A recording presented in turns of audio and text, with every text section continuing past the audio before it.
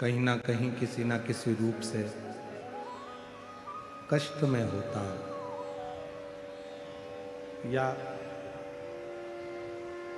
कोई दुख संसार सागर में जब आता है तब भगवान देव अधिदेव महादेव ही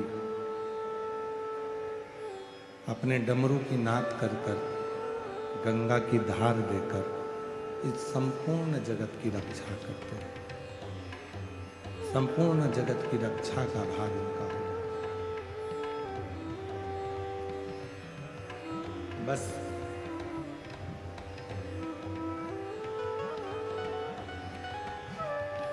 दुनिया के कई लोग ऐसे हैं जिनके मन में आता है कि मैं अकेला मंदिर जाता हूं। किसी किसी को लगता है कि मैं भगवान की कथा को श्रवण करता हूं,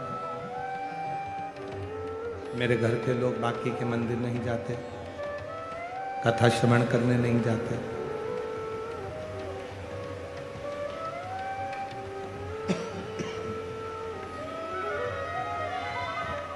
किसी किसी को लगता है कि मैं आराधना कर रहा हूँ, साधना कर रहा हूँ, पर मेरे जो मित्र हैं, दोस्त हैं, पड़ोसी हैं, वो मंदिर नहीं पहुँचते, मैं जाता हूँ तो।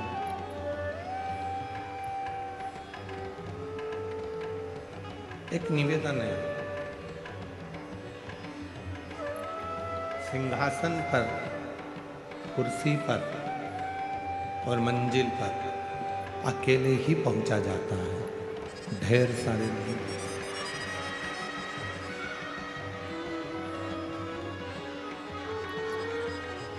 प्रधानमंत्री की जो कुर्सी होगी उस पर एक ही व्यक्ति बैठेगा, राष्ट्रपति की जो कुर्सी होगी उस पर एक ही व्यक्ति बैठेगा, मुख्यमंत्री की जो कुर्सी होगी उस पर एक ही व्यक्ति बैठेगा।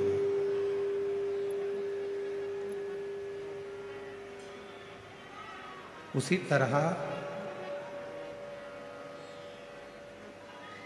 परमात्मा की भक्ति में, परमात्मा की शरणागति में, परमात्मा के स्मरण में, डीले कम करके अवश्य करें, परमात्मा की शरणागति में, परमात्मा की भक्ति में, परमात्मा के भजन में, कीर्तन में, मंत्र जाप में, स्मरण।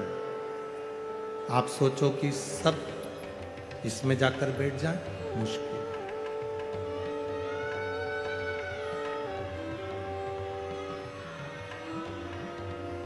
आपको पहले भी कथा में कहा, आज फिर कहते हैं, डीले कम करो, डीले गूंज रहा है आवाज, उसको क्लियर करो और प्रेशर बढ़ाओ, पब्लिक में सुनाई दे।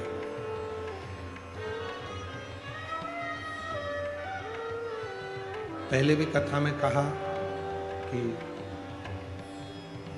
भगवान शिव की भक्ति, भगवान शंकर का भजन, भगवान शंकर का स्मरण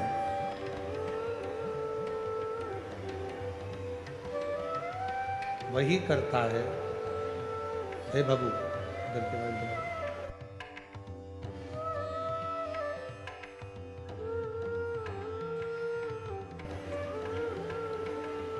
जिस पर भगवान देवाधिदेव महादेव की करुणा होने वाली है, कृपा होने वाली है।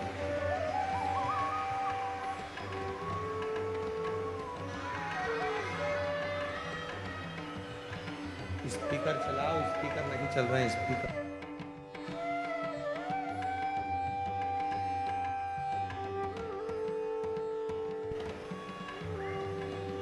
भगवान देवाधिदेव महादेव, भगवान शंकर, ओगड़दानी, त्रिकालदर्शी, कैलाशी, अविनाशी शिव, जिसको पशुओं का भी नाथ कहा जाता है, जिसे संपूर्ण जगत का नाथ कहा जाता है और उसको विश्वनाथ भी कहते हैं। और वो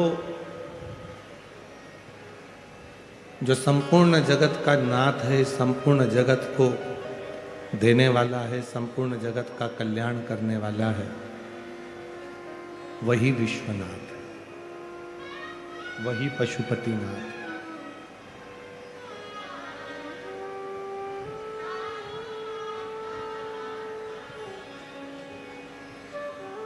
जिस दिन आपने ये विचार कर लिया, जिस दिन आपके मन में ये बात आ गई कि जो कुछ भी कर रहा है वो स्वयं वो परमात्मा कर रहा है, इसमें मेरा कोई रोल नहीं है।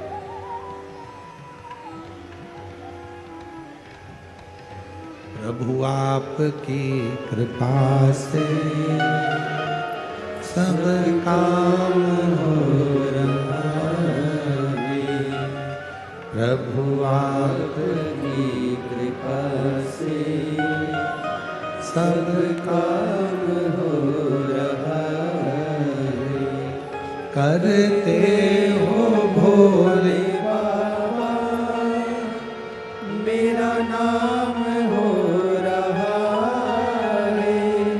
करते हो भोले बाबा मेरा नाम हो रहा है।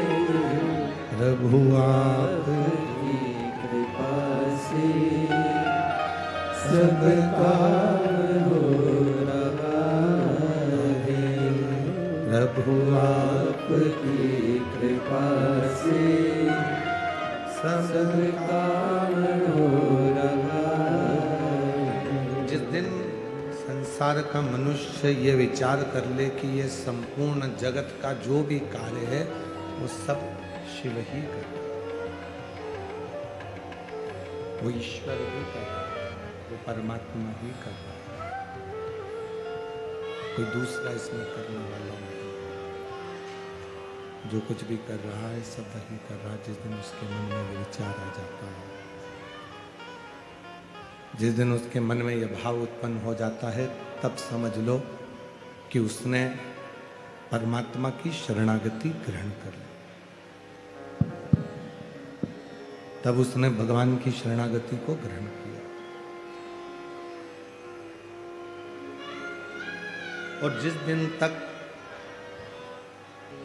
आपको ये लगता रहता है कि मैं कर रहा हूं, घर में चला रहा हूं, परिवार में चला रहा हूं, कुटुंब में चला रहा हूं, सब काम में कर रहा हूं, तो दूसरा करने वाला है, तो फिर व्यक्ति को जब आप फिर लगने लगता है कि मैं कर रहा हूं, तो फिर शिव महापुराण की कथा में स्वयं भगवान शंकर ने भी कहा है कि तुम मेरी संतान हो, कर्म से पीछे मत हटो। संसार सागर में यदि जन्म लिया है, मनुष्य देह में यदि तुम जन्मे हो, तो फिर कर्म से पीछे मत हटो। संसार सागर में यदि जन्म लिया है तो कर्म से मुख मत हो।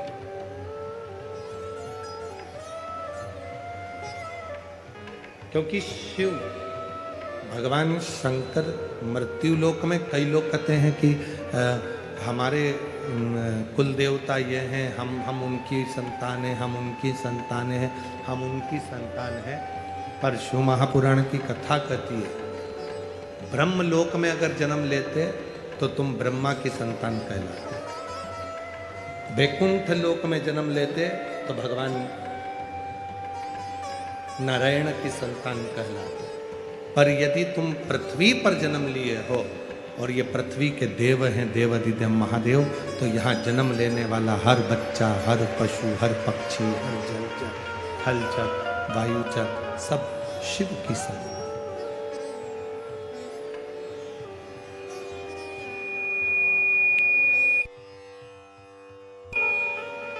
यहाँ जितनों ने भी जन्म लिया है वो सब शंकर के हैं, सब शिव के हैं।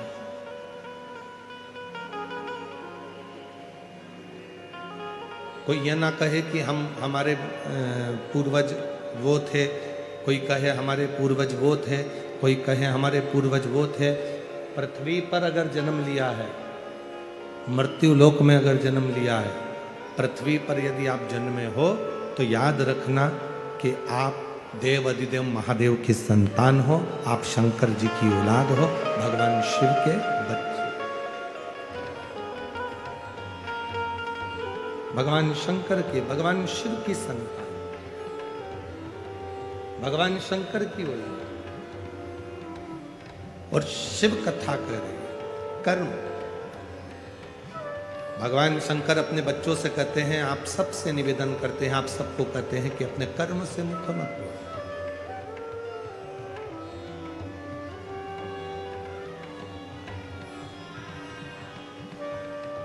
मृत्यु लोक में अगर जन्म लिया है और कर्म से अगर मुख मोड़ोगे तो वो श्रेष्ठता नहीं रहेगी। अच्छा कर्म करो।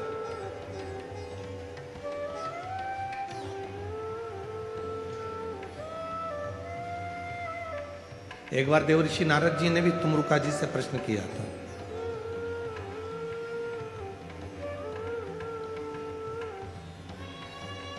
भगवान सबके ऊपर कृपा करते हैं,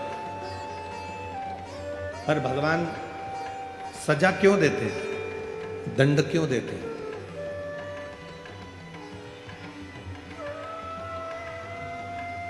क्यों भगवान सजा देते हैं, क्यों भगवान दंड देते हैं?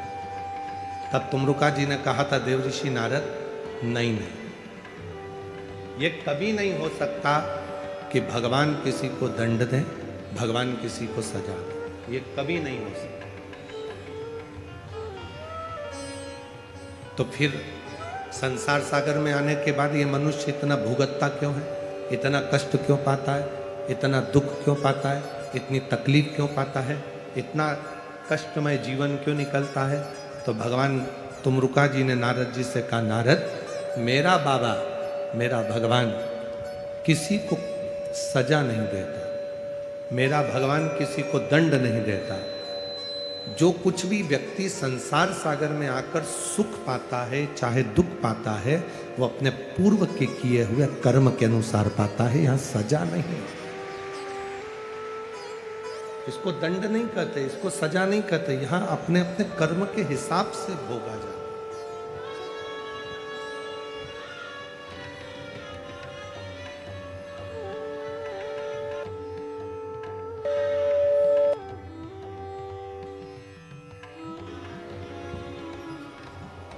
यहां हर व्यक्ति अपना अपना कर्म भोग रहा है। पूर्व में बुरा किया तो बुरा मिल गया, अच्छे कुल में जन्म मिल जाए, अच्छे माता पिता मिल जाए, अच्छे भाई बहन मिल जाए, अच्छे दादा परदादा मिल जाए, अच्छा गांव मिल जाए, अच्छा नगर मिल जाए, अच्छा क्षेत्र मिल जाए, और भारत जैसी भूमि पर जन्म मिल जाए, तो अपने आप में गौरवान्वित महसूस करना कि परमात्मा की बड़ी कृपा है।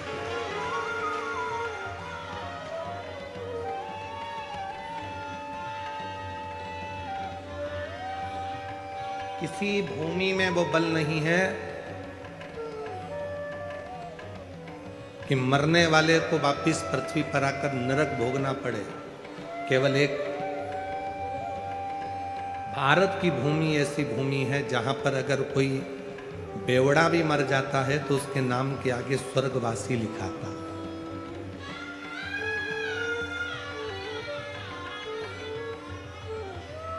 एक पापी भी मर जाता है तो उसके नाम के आगे स्वर्गवासी लिखाता। एक बेकार से बेकार कर्म करने वाला व्यक्ति भी मर जाता है तो उसके नाम के आगे स्वर्गवासी लिखा। विदेश में कोई मरता है तो डेड बॉडी कहलाती है, मर गया एक्सपायर कहलाता है, पर भारत की भूमि पर स्वर्गवासी कहलाता है।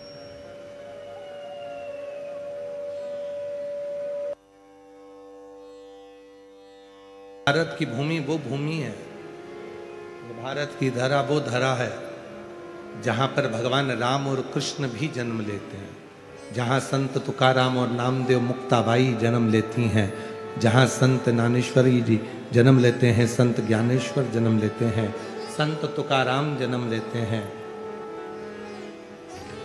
संत मुक्ताबाई जहां जन्म ले लेते हैं, स्वामी विवेकानंद जहां जन्म ले लेते हैं, रामकृष्ण परमहंस जहां जन्म ले लेते हैं। ये भारत की वो भूमि है, ये भारत की वो धरा है जिस धरा पर संत साधु सन्यासी तपस्वी साधक उपासक भजन कीर्तन के लिए जन्म लेते हैं। और कितना श्रेष्ठ है।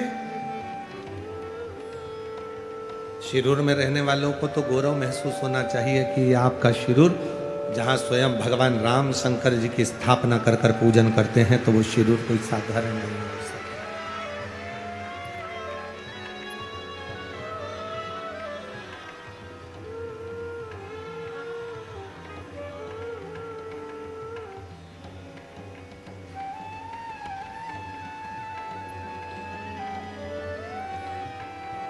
शिरूर वालों को तो गौरव होना चाहिए कि जिस तीर्थ में जाते हो उस तीर्थ में धारीवाल परिवार का कोई ना कोई धर्मशाला उस तीर्थ में मिलती है, तो आप गौरव से कह सकते हो कि हम उस शिरूर के हैं जहां धारीवाल परिवार रहता है।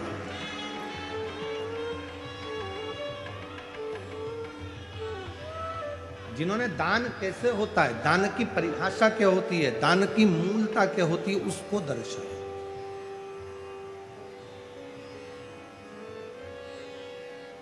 केवल कमाया नहीं, कमाने के साथ में उस दान धर्म कर कर उस पुण्य को कमाना कैसे है, पुण्य कैसे कमाया जाए वो बताए।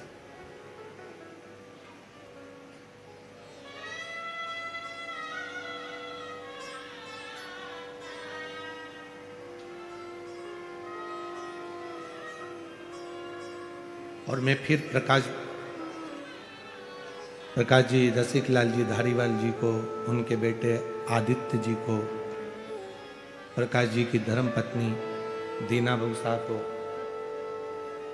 भाभी साहब को, उनको बहुत बहुत साधुवाद देता हूँ। ना जाने कितनी कितनी बहनों के, कितने कितने भाइयों के मन में था कि एक बार हमारे गांव में कथा हो, वो कथा का लक्ष्य पूरा कर दिया। कितना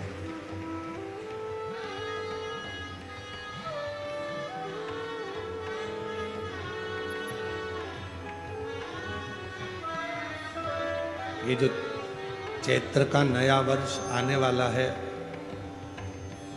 भारतीय नूतन वर्ष में हम आप और प्रवेश करने वाले हैं चैत्र महीने में। उस चैत्र के नए वर्ष का गिफ्ट ही आप लोगों के लिए ये शिव महापुराण की कथा शुरू की है।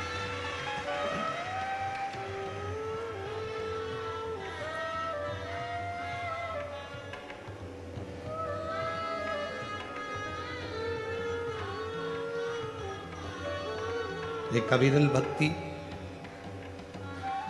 शिव महापुराण की कथा में भगवान शंकर खुद कह रहे हैं, तुम मेरी संतान हो।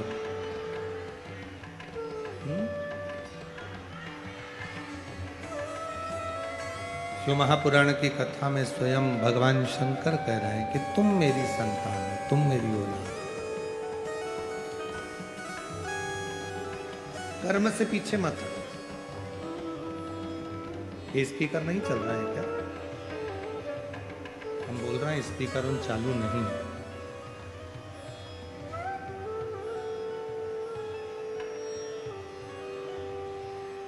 शिव महापुराण की कथा में भगवान शंकर स्वतः कह रहे हैं, शिव महापुराण की कथा में भगवान शंकर स्वयं कह रहे हैं, अपना कर्म करो, खूब करो, पैसा कमाओ, जितनी तुम्हारी शरीर की कैपेसिटी है उससे 4 गुना ज्यादा कमाओ। ये शिव कहते हैं, शंकर कर, भगवान ओगढ़दानी स्वयं कर कि पैसा कमाओ, खूब कमाओ। ये देवाधिदेव महादेव कर रहे, कर्म करो, खूब करो, देवाधिदेव महादेव कर। शिव महापुराण की कथा में भगवान शंकर कहते हैं पैसा कमाओ, खूब कमाओ। और शंकर जी एक बात और कहते हैं कि उस पैसे को कमाने के साथ में थोड़ी थोड़ी दुआ भी कमाते चलना, थोड़ा थोड़ा आशीर्वाद भी कमाते चलना।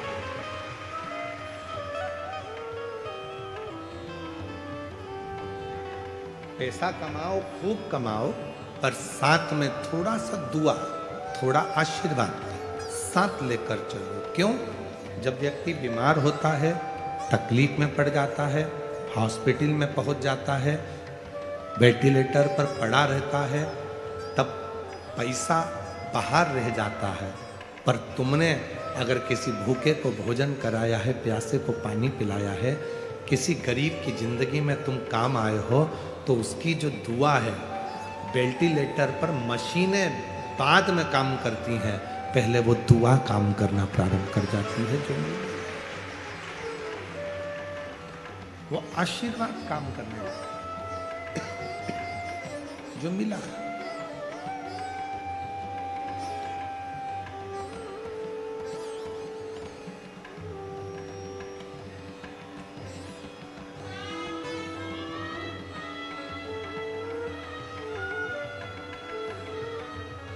श्री प्रकाश भाई साहब कह रहे थे, श्री प्रकाश धारीवाल जी कह रहे थे कि हमारे पिताजी जब बीमार पड़े, स्वास्थ्य खराब हुआ, और जब वो ठीक हुए और ठीक होने के बाद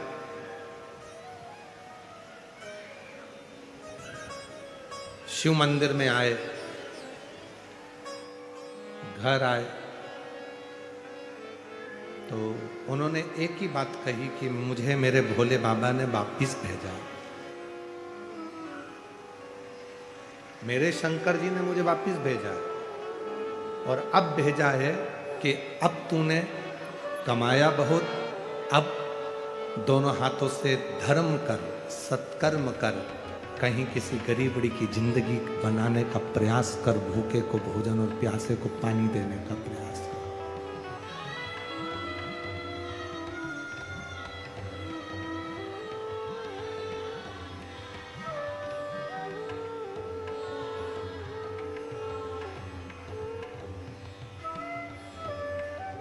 मैं श्री प्रकाश भाई साहब को, दीना भाभी जी साहब को कहूँगा, आपके सास ससुर भाभी जी और प्रकाश भाई साहब आपके माता पिता,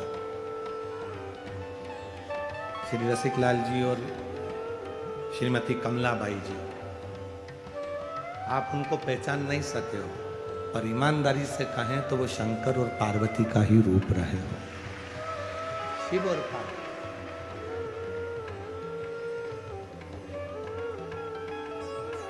भगवान देवादिदेव महादेव की ये फुलवारी, ये सुख, क्योंकि संसार सागर में आने के बाद मानव देह को पहचानना बड़ा कठिन है, लोग नहीं पहचान पाते। सास ससुर को नहीं पहचानती, बहू बच्चे अपने माँ बाप को नहीं पहचान पाते, बहन अपने भाई को नहीं पहचान पाती, भाई अपनी बहन को नहीं पहचान पाता, माता पिता बेटी को, दामाद को नहीं पहचान पाते, दामाद बेटी माँ बाप को नहीं पहचान पाते। ये सब समय यूं ही निकल जाता है।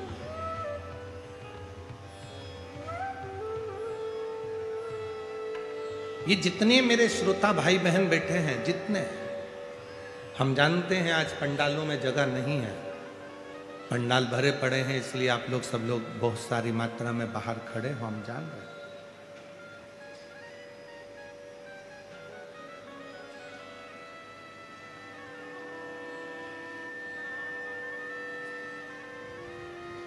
ये दुनिया की दृष्टि में लोगों को लगता होगा कि ये केवल कथा सुनने वाले श्रोता हैं, ये कथा सुनने के लिए आए।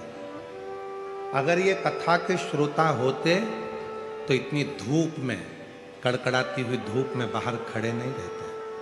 अगर ये कथा के श्रोता होते तो 1.5 किलोमीटर पार्किंग से पैदल चलकर कथा स्थल तक नहीं आते। ये केवल कथा के श्रोता होते तो यहाँ सुबह 9 बजे से 8 बजे से जगह संभाल कर नहीं बैठते।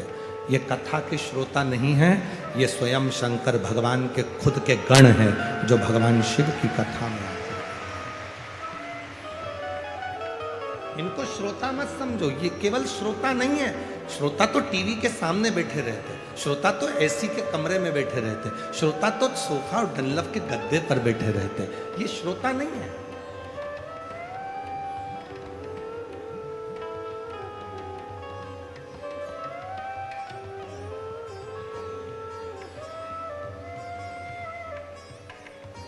इनको श्रोता नहीं कहेंगे, इनको शिव का गण कहेंगे।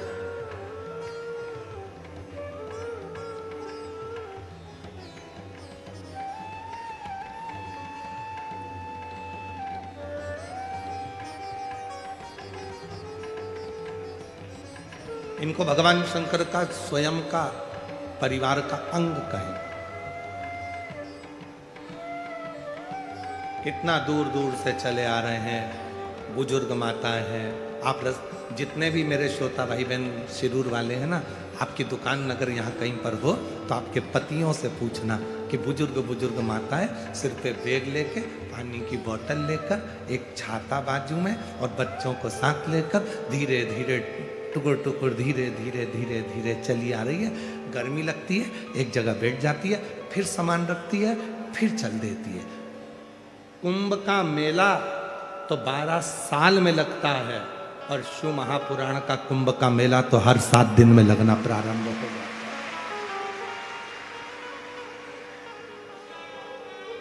और जिसने इस नजारे को नहीं देखा, जिसने शिरूर के रहवासियों से निवेदन है, शिरूर में रहने वालों से निवेदन है, कभी रात का समय पति को दुकान से फुर्सत मिल जाए तो उससे कहना मुझे गाड़ी पर लेकर चलो और इस कथा पंडाल का दर्शन कराओ।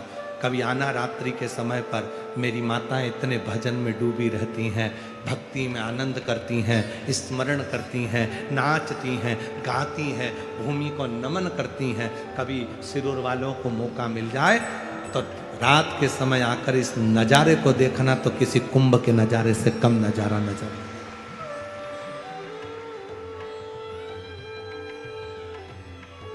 क्या मिलता है यहाँ? हमने पहले भी कथा में कहा, स्टेशन को देखकर ट्रेन रुक जाती है,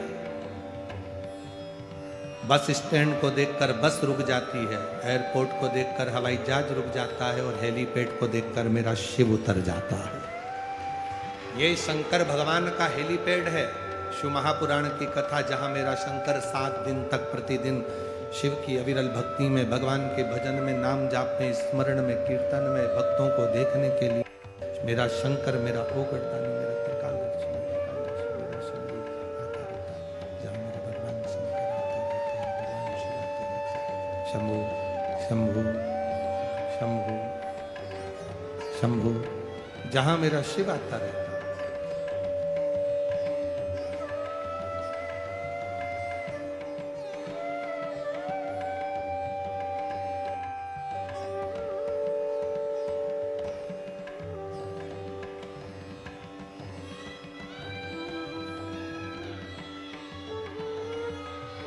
जहाँ मेरे भगवान देवादिदेव महादेव भगवान शंकर, त्रिकालदर्शी, कैलाशी, अविनाशी मेरे शिव निरंतर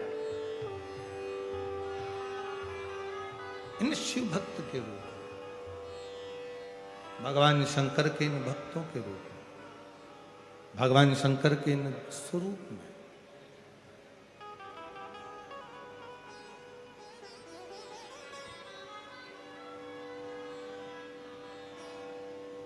शिव कह रहे हैं खूब कमाओ, खूब कर्म करो, जितना काम कर सकते हो, आपका शरीर चले, खूब करो।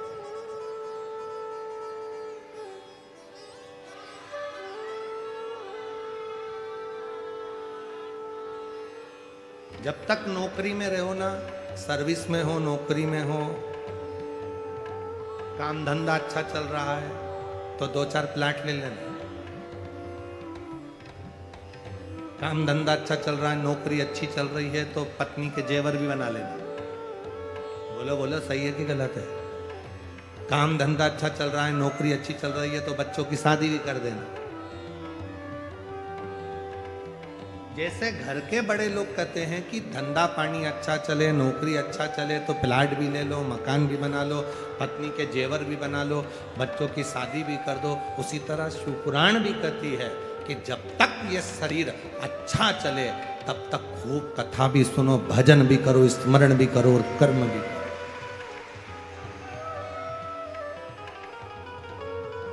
शरीर चले तब तक कथा में जाओ,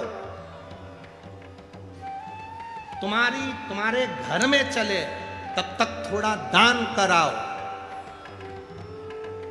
ये दोनों चीजें स्मरण में रखना। शरीर चले तो कथा में जाओ, शरीर चले तो तीर्थ कर लो।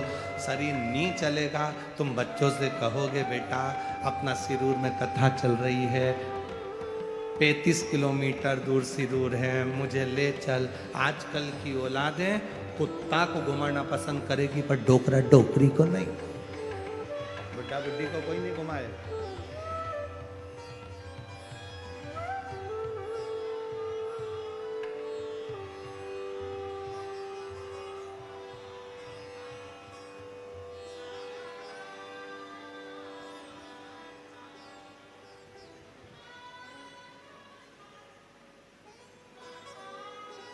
एक जगह कहीं गए थे तो वहां हमने थोड़ा सा विचित्र काम देखा तो हमारे को बड़ा बुरा लगा, बहुत बुरा। बहुत धनिक थे, पैसा था, उनके घर के जो बच्चे थे, छोटे छोटे बच्चे, उनको घर की जो माताएं दाइयां थीं, जो सेवादार थे, वो पाल रहे थे। और उनके घर का जो कुत्ता था, बच्चों को दूसरे पाल रहे थे और कुत्ते को वो पाल रहे थे।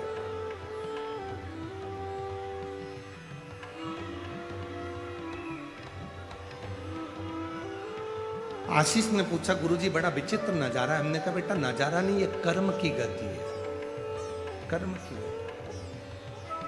इस कुत्ते ने पूर्व जन्म में कोई अच्छा कर्म करा होगा तो उसका डायपर सेट बदल रहा है, और उस बच्चे ने कोई बेकार कर्म करा होगा कि इतने बड़े धनपति के यहाँ भी जन्म लेने के बाद उसका डायपर एक नौकर बदल रहा है। अंतर है, अंतर है। जैसे उस समय का स्मरण तुम्हारी चित्तवृत्ति में, तो यहां शिव पुराण कह रही है, खूब करो, खूब कमाओ, दपट के कमाओ, तुम्हारे शरीर की कैपेसिटी से ज्यादा खूब कर्म करो, मेहनत करो, क्योंकि शरीर चल रहा है, मेहनत कर लो। पर उसके साथ में थोड़ी सी दुआ, थोड़ी सा आशीर्वाद बहुत जरूरी है। घर के बुजुर्गों का, घर के बड़ों का, सदगुरु का, और भगवान देव अधिदेव महादेव को चढ़ाए गए एक लोटा का जल का फल तुम्हारी झोली में होना चाहिए।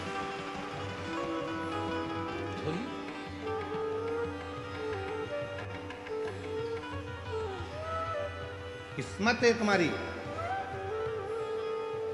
सिरुर वालों, कोई तो पुण्य तुम लोगों ने पूर्व जन्म में करा होगा, अच्छा जोरदार, इसलिए फागुन महीने में तुम्हें ये शिव महापुराण की कथा 7 दिन की श्रवण करने का सौभाग्य प्राप्त हो गया।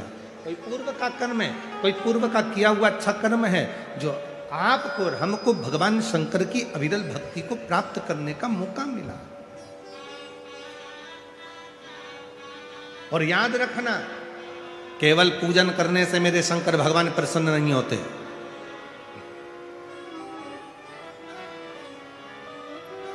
केवल विधि और विधान से मेरे शंकर भगवान कभी प्रसन्न नहीं होते। केवल व्रत रख लेने से मेरे शंकर भगवान कभी प्रसन्न नहीं होते।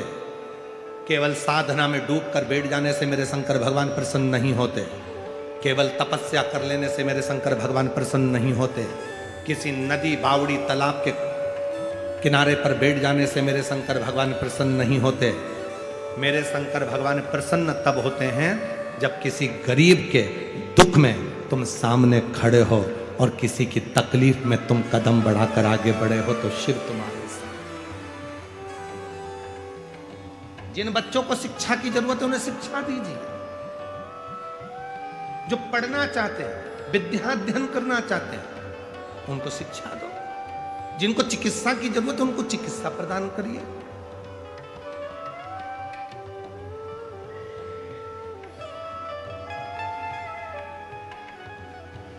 कभी सीहोर आए, हम कहेंगे यहाँ विजय भाऊ जी तो अभी सीहोर आए थे, उनके मित्र के साथ विशाल संचेती जी भी सीहोर आए थे। तो कभी आप लोग भी कभी सीहोर आए तो कार्यालय पर जाकर कहना कि वो बच्चे जो पढ़ते हैं उनका रजिस्टर बताना भैया। कम से कम 1000 से ऊपर ऐसे बच्चे हैं जो पढ़ने की ललक रखते हैं और उनके पास में पैसा नहीं है। वो जिस स्कूल में, जिस कॉलेज में पढ़ते हैं, आप जो दान देते हो उससे बिटले सेवा समिति उन बच्चों को अपने अपने कॉलेज और स्कूल में पढ़ाती है।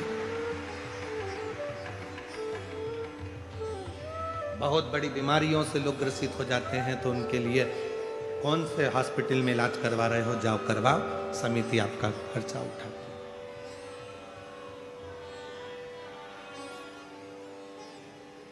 केवल शिव महापुराण कथा सुन ली वो मूल नहीं, शिव पुराण के तत्व को मेरे शंकर भगवान क्या है, महामृत्युंजय। महामृत्युंजय का मतलब वो है, लोग कहते हैं महामृत्युंजय का जाप कब कराना चाहिए, व्यक्ति को मर रहा है तो मृत्यु को जीतने के लिए महामृत्युंजय का जप करना चाहिए। शिव पुराण ये नहीं कहती कि मौत को जीतने के लिए शिव महापुराण का जप करना चाहिए, बल्कि शिव पुराण कहती है महामृत्युंजय का जाप मरने वाले व्यक्ति के जीवन में, जब वो एक्सीडेंट हो गया, बीमार हो गया, तकलीफ में हो गया, कष्ट में हो गया, तो महामृत्युंजय का जाप क्यों कराया जाता है, जिससे उसे मौत से भय ना लगे, वो मौत से सामना कर ले और उसे सामने शिव नजर आने लगे, तो महामृत्युंजय जप का अनुष्ठान का फल है।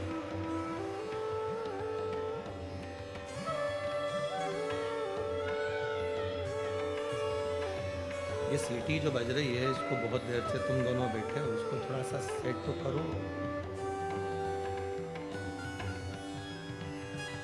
महामृत्युंजय का अनुष्ठान, महामृत्युंजय केवल मौत से नहीं बचाता, महामृत्युंजय का अनुष्ठान हमें काल के भय से मुक्त कराता है,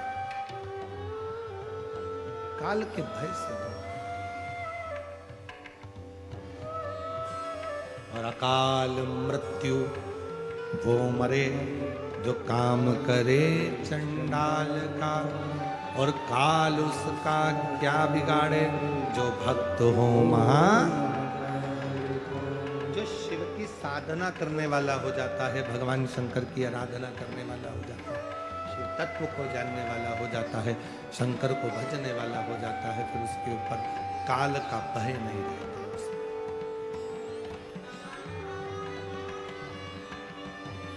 फिर उसे काल का भय नहीं है।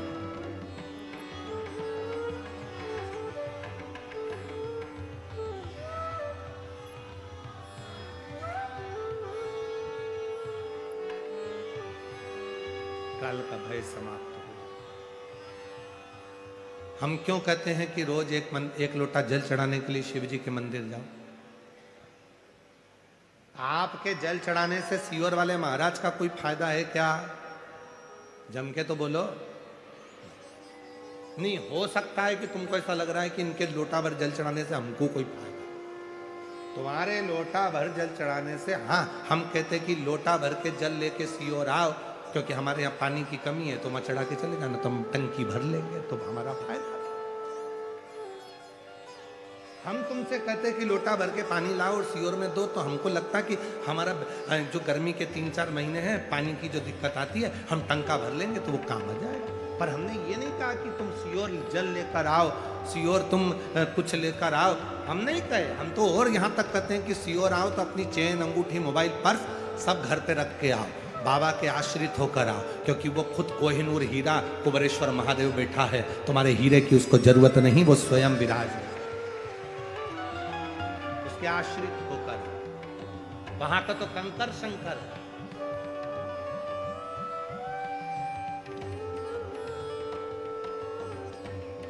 तुम्हारे एक लोटा जल चढ़ाने से सीहोर वाले महाराज का कोई फायदा नहीं है। फायदा किसका है? तुम्हारा।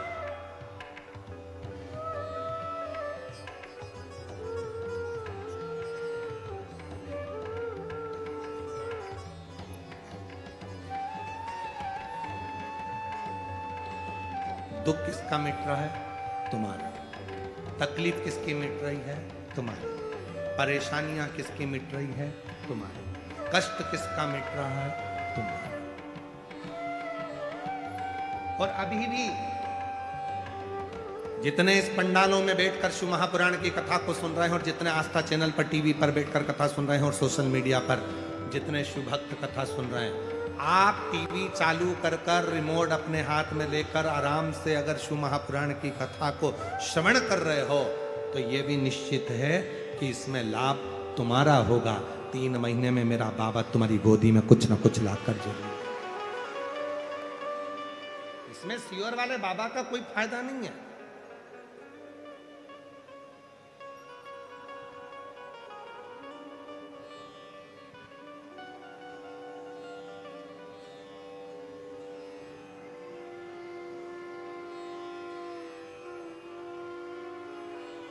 संपूर्ण तुम्हारे लिए सुख है। रोज जाओ शंकर जी के मंदिर में, रोज प्रतिदिन एक लोटा जल चढ़ाना। कल एक माता जी ने एक पत्र लिखकर भेजा था, वो पत्र अगर हम ढूंढेंगे, पत्र एक तो बहुत सारे हैं तो उसमें ढूंढना था। उसमें एक प्रश्न लिखा था, मान लो हम रजो धर्म से हो जाते हैं, रजस्वला हो जाते हैं, तो भगवान का नाम लेना चाहिए कि नहीं लेना चाहिए? कथा सत्संग श्रवण करना चाहिए कि नहीं करना चाहिए?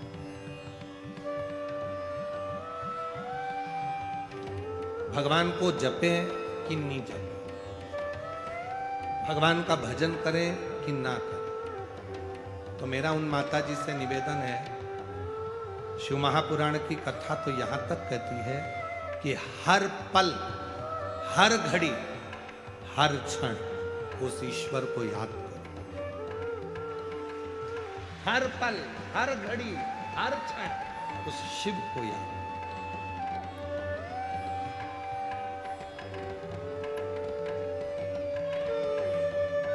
उस परमात्मा को याद। अब तुम कह रही हो कि रजस्वला धर्म आ जाएगा तो हम भगवान को याद करें कि ना करें, हम भगवान का भजन करें कि ना करें, हम भगवान का स्मरण करें कि ना करें, और तुम स्मरण नहीं करें और रजो धर्म के समय पर ही निपट गए तो अब भगवान का नाम तो लिया ही नहीं, भजन तो किया ही नहीं, स्मरण तो किया ही नहीं, मालूम पड़ा और नरक का भोग भोगने को मिल गया। द्रौपदी रजस्वला थी, केश पकड़कर खींचकर, बाल धोकर द्रौपदी बाहर आई थी और दुशासन उसका केस खींचकर लेकर आ गया और भरी सभा में लाकर खड़ा कर दिया।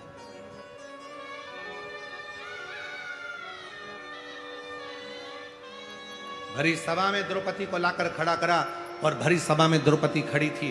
द्रौपदी सोचती रही, मैं रजस्वला हूं, कैसे भगवान को बुलाऊं? ये दुशासन मेरा चीर खींच रहा है, दुर्योधन मेरा चीर खींच रहा है, ये कौरव मेरा चीर खींच रहा है, मैं नग्न होती चली जा रही हूं, मेरा शरीर पूरा नग्न होता जा रहा है, मैं भगवान को बुलाऊं कि नहीं बुलाऊं? मैं रजस्वला, मेरा रजो धर्म, मैं परमात्मा को बुलाऊं कि ना बुलाऊं? सोच। आखिरी में उसने सोच लिया कि भले मैं रजो धर्म में हूं, पर उस परमात्मा को तो याद कर सकती हूं, और याद करूंगी तो वह परमात्मा मेरे ऊपर कृपा तो करेगा। और उस द्रौपदी ने रजस्वला धर्म में भी उस भगवान कृष्ण को याद किया और भगवान ने उसके रजस्वला धर्म पर ही उसका चीर बढ़ाना प्रारंभ किया। याद करो, परमात्मा का भजन करो, स्मरण करो, कीर्तन करो, मंत्र जाप करो, नाम जाप करो, नाम स्मरण करो, बार बार भगवान का भजन करो। तुम कैसे भी हो, कैसी भी अवस्था में हो, उस परमात्मा को याद करने में देरी नहीं होना चाहिए। उस परमात्मा को भजने में देरी नहीं होना चाहिए। वो एक याद करो, एक कोई फिल्म का गीत था, उसकी चोटी ऐसी थी, ऐसी चोटी थी उसकी, भला है बुरा है जैसा भी है मेरा। वो ऐसी चोटी उसकी थी, तो उसमें बोल रही कि भला है बुरा है जैसा भी है मेरा पति मेरा देवता है। उसी तरह मेरे शिव भी कहते हैं, अच्छा है बुरा है कैसा भी है,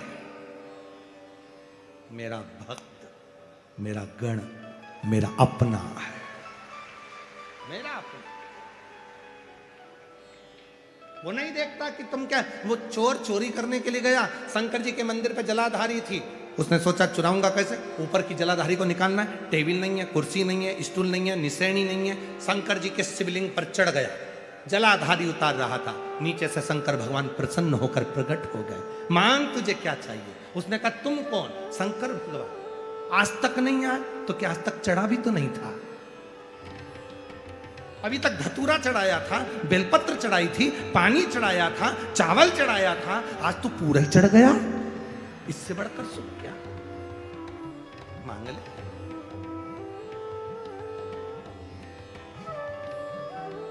भोले का तो भगवान भोले।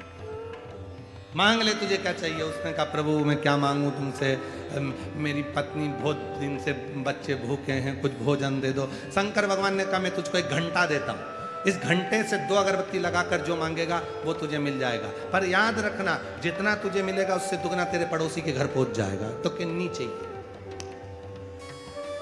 चाहिए ही नहीं। इतनी मेहनत हमने करी और भंडारा तुम पड़ोसी का भर रहे हो, हमें नहीं चाहिए। भगवान बोले नहीं, लेके तो जाना पड़ेगा। घंटा दे दिया भगवान ने, घंटा ले गया, अपनी पत्नी से कहा इसको तिजोरी में बंद कर दे, निकालना मत ही। पत्नी ने पूछा हुआ क्या? कि इससे जो भी मांगेगी वो अपने घर में आएगा, पर दुगना पड़ोसी के यहाँ पहुंच जाएगा। इतने में पत्नी बोली आग लग जाए, लाए काहे को, वापिस ले जाओ, वापिस ले जाओ इसको। पति बोला अब तो नहीं लेके जाऊंगा, यहीं रख दे। घंटा तिजोरी में रख दिया। भूखे मरने की नौबत आ गई। पत्नी बड़ी चतुर थी, उसने कहा घंटे को निकाल, 2 अगरबत्ती लगाई। घंटा महाराज 20 तरह का भोजन आ जाए, और जो पड़ोसी के यहाँ झांक कर देखा तो 40 तरह का रखा था। पत्नी ने सोचा बड़ा बेकार काम करा है ये घंटे ने, तो हालत खराब कर दी, पर कुछ भी हो जाए इस घंटे को तो मैं प्रयोग करके रहूंगी। पत्नी बड़ी चतुर थी, उसने फिर 2 अगरबत्ती लगाई। है घंटा महाराज हमारे घर में एक कुआं खुद जाए। पड़ोसी के छोटे से घर में 2 खुद गए। अब बोली है घंटा महाराज हम दोनों पति पत्नी की एक चली जाए, एक आंख चली जाए। अब बेचारे की पड़ोसी की तो 2 ही चली, और गई तो गई, वो दोनों अंधे बेचारे दोनों पानी में डूब के मर गए। अब भगवान से कह रही हमारी वापिस आ जाए, तो अब तो वो ऊपर चले गए, तो उनकी क्या ऊपर आएगी? बहुत चतुर। संसार में बहुत लोग ऐसे हैं जो दूसरे का सुख नहीं देख सकते, और संसार में बहुत लोग ऐसे हैं जो दूसरे को सुखी देखकर सीखते हैं कि हमें भी अपनी जिंदगी में ऐसा करना है। बाबा अगर मुझे देगा तो एक बार मैं भी शिरूर में शिव महापुराण की कथा करवाऊंगा, लोग सीखते हैं। ऐसा धन दे, ऐसा वैभव दे, ऐसी सत्ता दे, ऐसा मुझे बनाना बाबा कि मैं भी एक बार सत्कर्म करूं, मैं भी एक बार कथा करूं, मैं भी एक बार यज्ञ कराऊं, भूखे को भोजन और प्यासे को पानी पिलाऊं।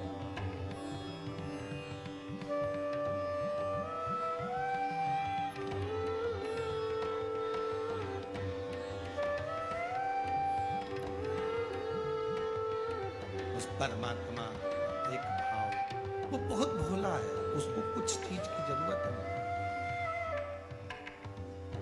कहा क्या रजो धर्म में स्त्री भगवान का नाम ले सकती? क्यों नहीं ले सकती?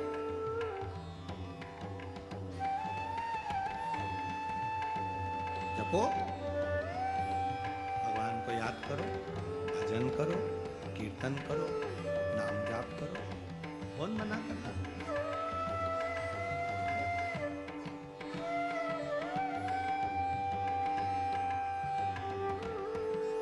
ना जाने कौन सी घड़ी, कौन सा पल, कौन सा समय आखिरी हो और मुख से भगवान का नाम ही ना निकले। ऐसा क्या मतलब?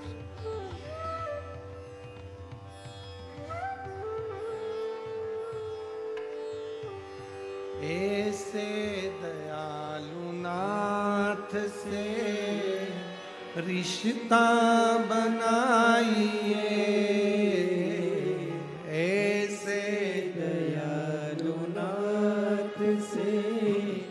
रिश्ता बनाइए, मिलता रहेगा आपको जो कुछ भी चाहिए, मिलता रहेगा आपको जो कुछ भी चाहिए। ऐसा करिश्मा होगा जो कभी नहीं, ऐसा करिश्मा होगा जो हुआ कभी नहीं। भोलेनाथ से वरदान सब बोलो मांगा है भोलेनाथ से वरदान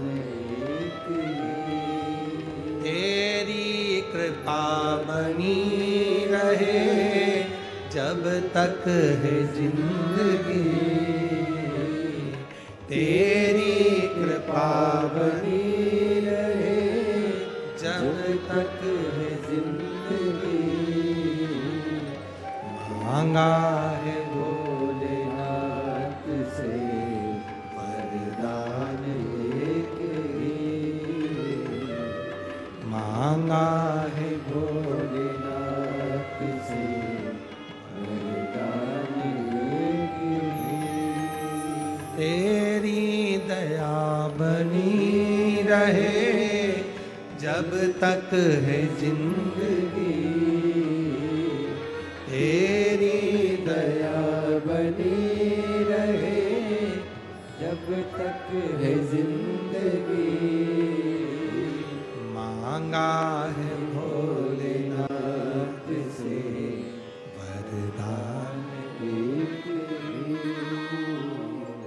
मांगा है भोलेनाथ से वरदान एक ही केवल एक वर मांगिए कि तेरी कृपा चाहिए तेरी करुणा चाहिए तेरी उदारता चाहिए इससे ज्यादा कुछ नहीं चाहिए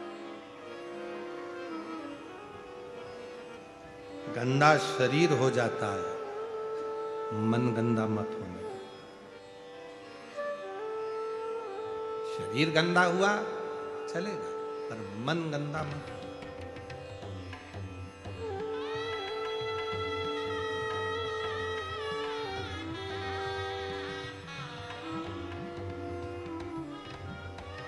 गंदा नहीं होना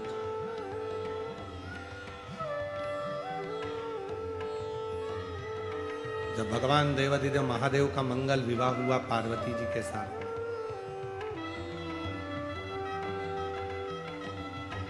और 33 कोटि देवता थाल भर भर कर उनके लिए अंबर पीतांबर कपड़े हीरे मोती जवाहरात रतन आभूषण सब लेकर सब रखे थे कैलाश पर ब्यूटी पार्लर वाले भी आए